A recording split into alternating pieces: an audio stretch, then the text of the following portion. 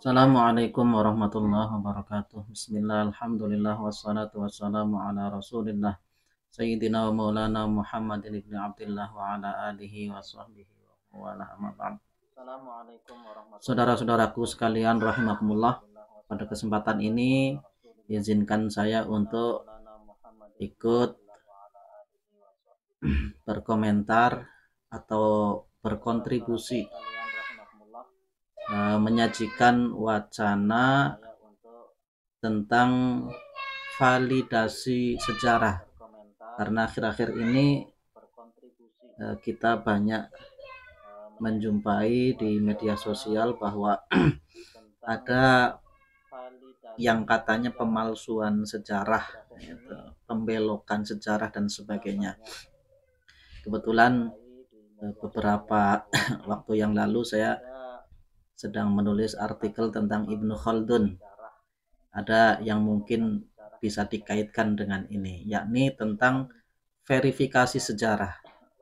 Bagaimana sejarah itu harus diverifikasi agar teruji kebenarannya. Ini kitabnya Ibnu Khaldun, bisa di-download di Google versi PDF. Di bab-bab awal itu menjelaskan beberapa metode yang digunakan oleh Ibnu Khaldun dalam memverifikasi sejarah. Namun saya mungkin tidak akan saya baca semuanya, saya singkat saja poin-poinnya. Saya sudah buatkan dalam versi PDF ya.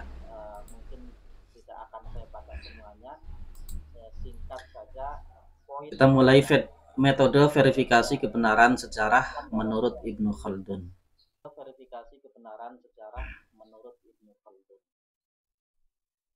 Sebelum kita masuk kepada metode verifikasi kebenaran sejarah, mungkin perlu juga penting untuk disampaikan tentang pentingnya sejarah untuk diverifikasi.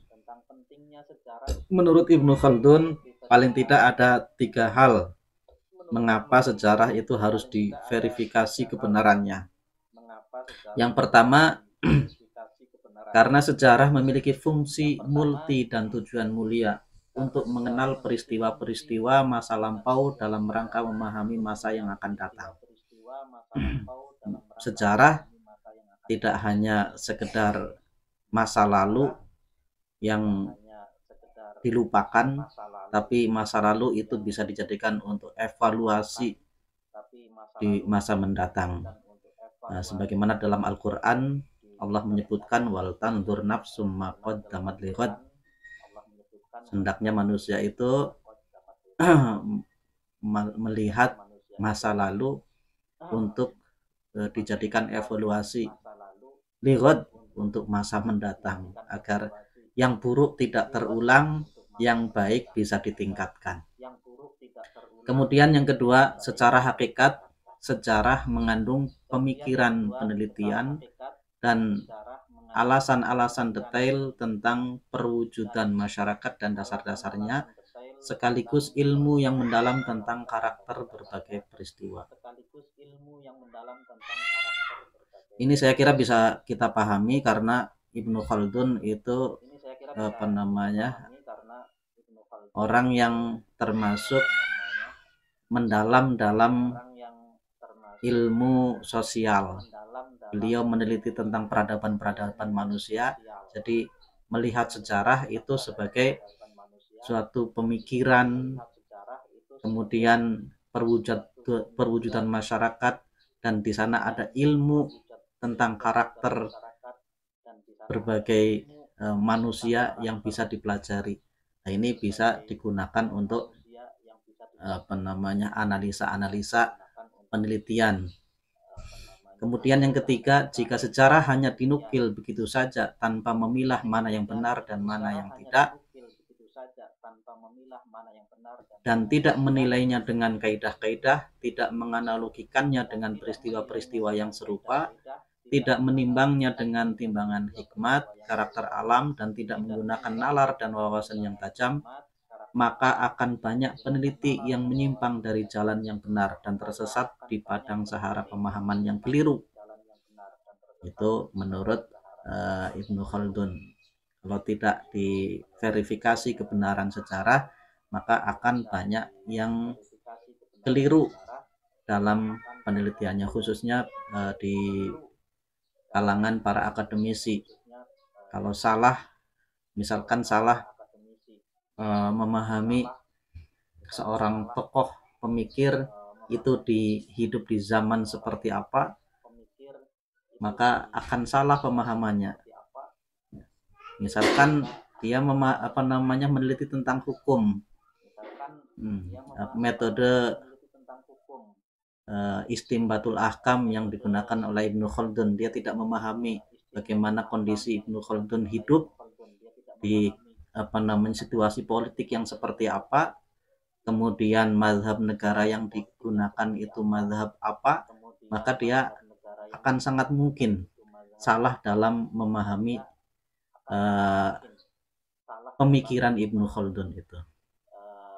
Kemudian kita masuk pada metode verifikasi kebenaran sejarah menurut Ibnu Khaldun. Paling tidak saya temukan ada 5 metode yang digunakan oleh Ibnu Khaldun. Yang pertama, beliau menggunakan penghitungan yang rasional.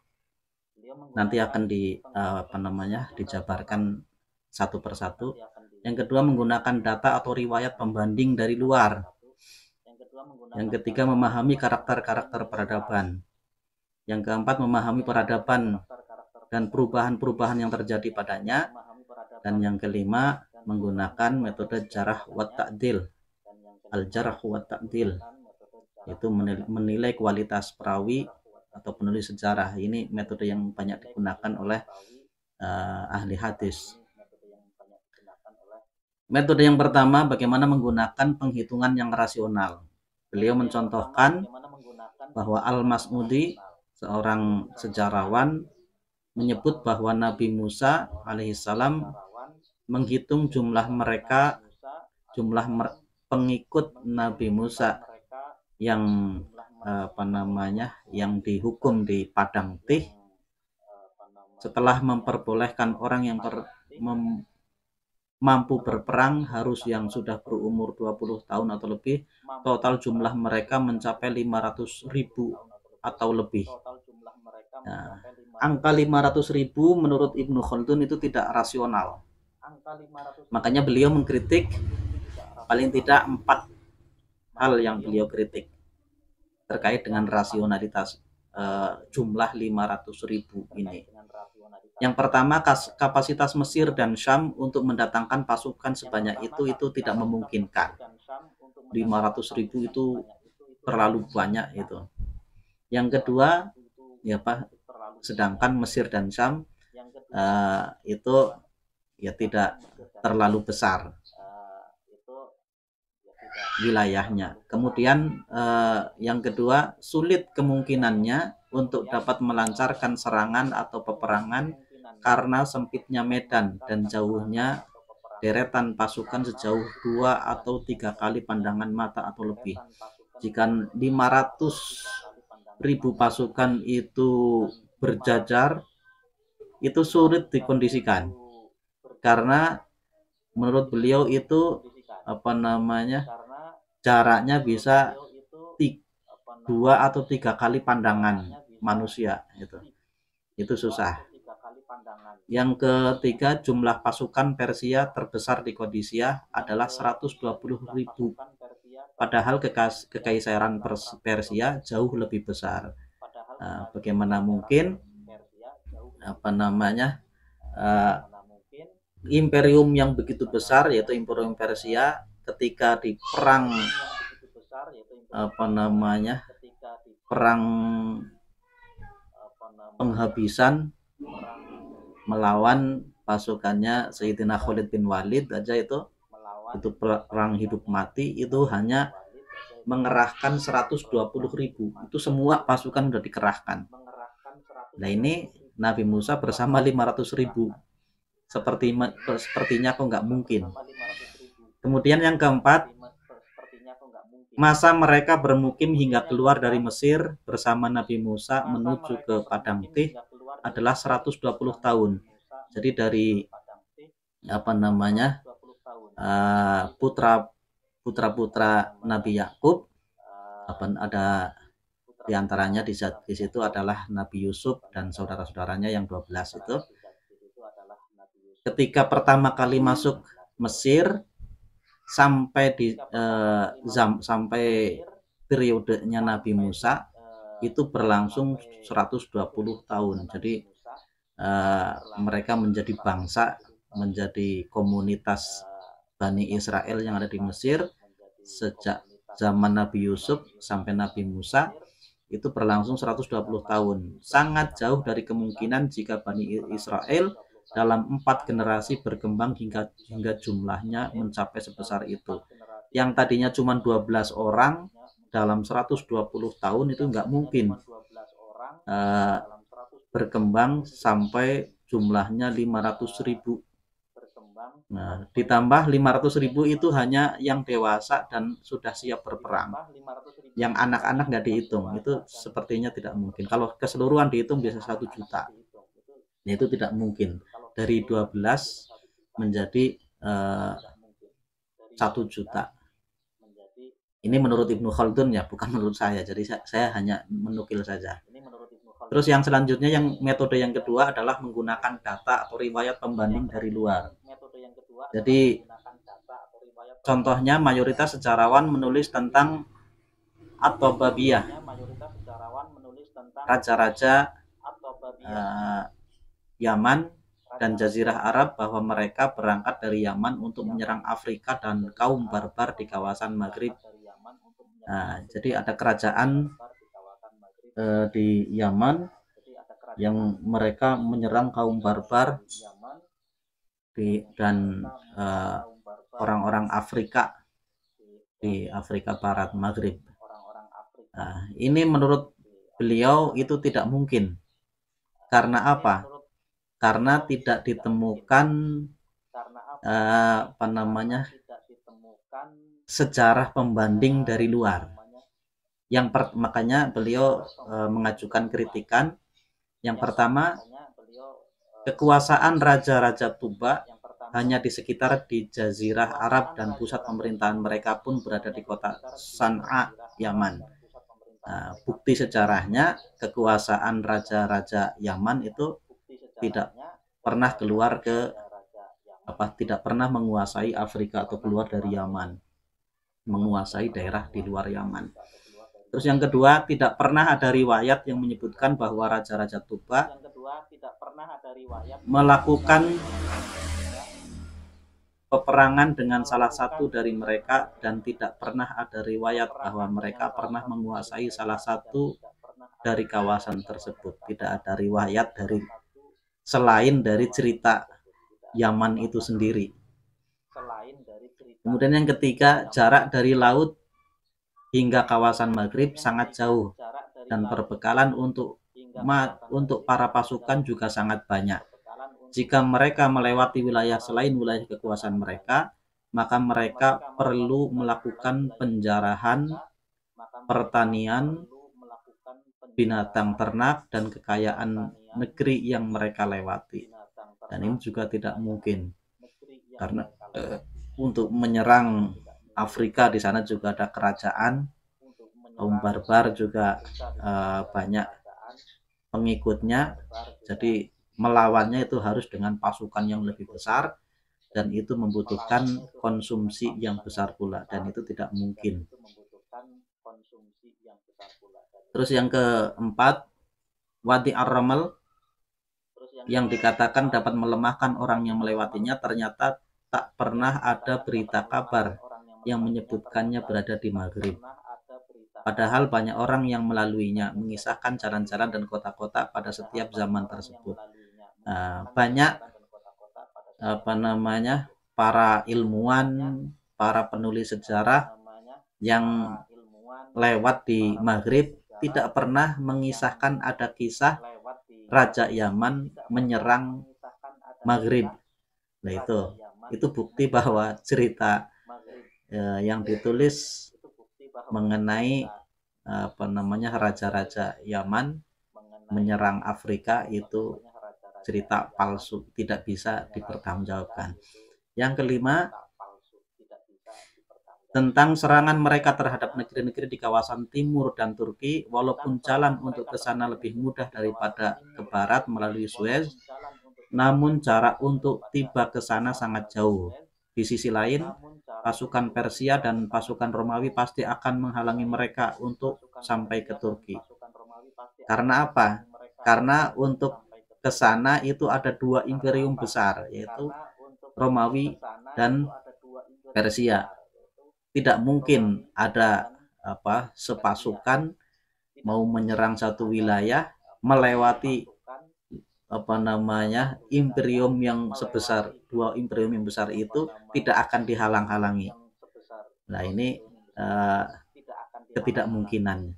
Tak pernah ada riwayat yang menyebutkan bahwa mereka menguasai negeri-negeri yang berada di bawah kekuasaan Persia dan Romawi, apalagi menguasai negeri-negeri yang di bawah kekuasaan Persia dan Romawi. Ketika ada peperangan yang berkaitan dengan dua imperium itu pasti ditulis oleh sejarah, oleh para sejarawan pasti tertulis, dan ini tidak ada riwayat yang menulis itu. Terus yang ketiga, memahami karakter-karakter bangsa. Contohnya para sejarawan tanpa terkecuali tentang sebab tragedi Baramikah, yaitu tragedi tentang keluarga Barmaki. Jamaknya adalah Baramika. Barmaki jamaknya Baramika. Adalah sebuah keluarga yang pernah sangat berkuasa dalam struktur kekhalifahan Bani Abbasiyah. Namun mereka sekeluarga justru dibantai di kemudian hari. Penyebabnya muncul dari Abbasiyah, saudara perempuan Ar-Rasyid bersama budaknya Ja'far bin Yahya bin Khalid. Al-Abbasah yakni adiknya Harun Ar-Rasyid kemudian hamil. Setelah mendapat laporan mengenai kejadian itu, Harun Ar-Rasyid kemudian sangat marah dan membantai mereka. Ini yang ditulis oleh sejarawan. Tapi ini kemudian cerita ini dikritik oleh Ibnu Khaldun. Kritikannya yang pertama, kisah tersebut jauh dari martabat Al-Abbasah dalam agamanya, keluarganya, dan kemuliaannya. Karena Al-Abbasah, adiknya Harun Ar-Rasyid, itu terkenal orang yang menjaga kehormatan. Tidak mungkin itu terjadi. Yang kedua, ia adalah cucu Abdullah bin Abbas, saudara sepupu Kanjeng Nabi.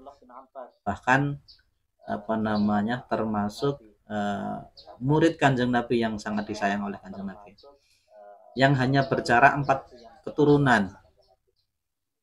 Jadi beliau itu cicitnya Sayyidina Abdullah bin Abbas.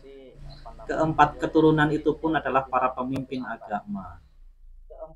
Jadi tidak mungkin melakukan hal yang seperti itu. Berbuat zina dengan budak non Arab, sementara kakaknya sendiri adalah seorang khalifah yang menjaga kehormatan Islam.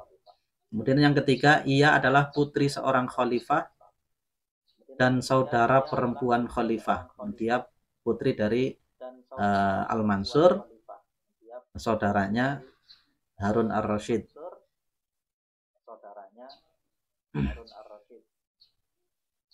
Dan saudara perempuan khalifah yang menguasai wilayah kerajaan yang sangat besar. Kekhalifahan Nabi SAW, keturunan orang-orang yang telah menjadi sahabat para penegak agama, para pembawa cahaya wahyu, dan tempat turunnya para malaikat dari segala arah. Ini kritikan Ibnu Khaldun. Yang keempat, ia adalah orang yang dekat dengan Arab tradisional yang bersahaja dan jauh dari kebiasaan-kebiasaan berlebih-lebihan atau perilaku-perilaku kecil. Maka dengan itu, di manakah harga diri dan kehormatan dicari jika karakter mulia itu tidak ada lagi, tidak ia miliki? Ini apa namanya, cerita ini sangat jauh dari karakter yang semestinya. Maka cerita ini ditolak oleh Ibnu Khaldun. Sedangkan yang sebenarnya terjadi menurut Ibnu Khaldun adalah bahwa tragedi Paramikah disebabkan kesewenang-wenangan mereka terhadap kerajaan dan keserakahan mereka dalam memonopoli hasil pajak.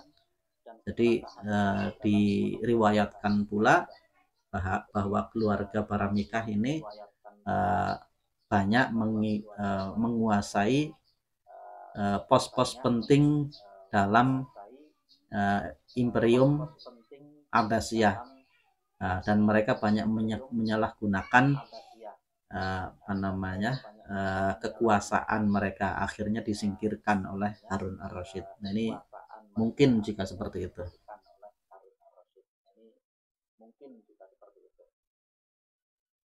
Yang keempat adalah metode memahami peradaban dan perubahan-perubahan yang terjadi padanya dengan cara mengamati kehidupan sosial manusia yang menjadi unsur peradaban, lalu kita mengidentifikasi keadaan-keadaan yang asli darinya atau yang merupakan cabang darinya. Contohnya adalah suatu bangsa yang memiliki peradaban tertentu, kemudian menjadi penguasa suatu imperium, berasimilasi dengan peradaban lain. Bahwa kadangkala suatu bangsa itu memang punya karakter tertentu. Misalkan kalau apa namanya, orang Pinisi itu kan pelaut, kemudian mereka apa namanya, di sana muncul satu kerajaan itu menguasai banyak wilayah, kemudian berasimilasi dengan budaya-budaya lain yang dari wilayah yang ditaklukkannya.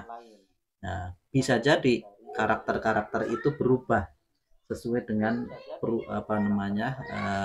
perubahan zaman karena berasimilasi antara satu peradaban dengan peradaban yang lain. Ini juga sangat dimungkinkan. Ini bagi peneliti sejarah itu harus detail tentang itu agar tidak salah. Kemudian yang kelima adalah jarh wa ta'dil, yakni mengandalkan kesiqohan perawinya, kepercayaan perawinya, yaitu penulis sejarahnya siapa, apakah dia orang yang bisa dipercaya atau bukan. Nah, ini apa namanya, konsep jarh wa ta'dil ini sama seperti yang banyak digunakan oleh para ahli hadis dalam menilai kualitas hadis. Demikian, wallahu a'lam bishawab.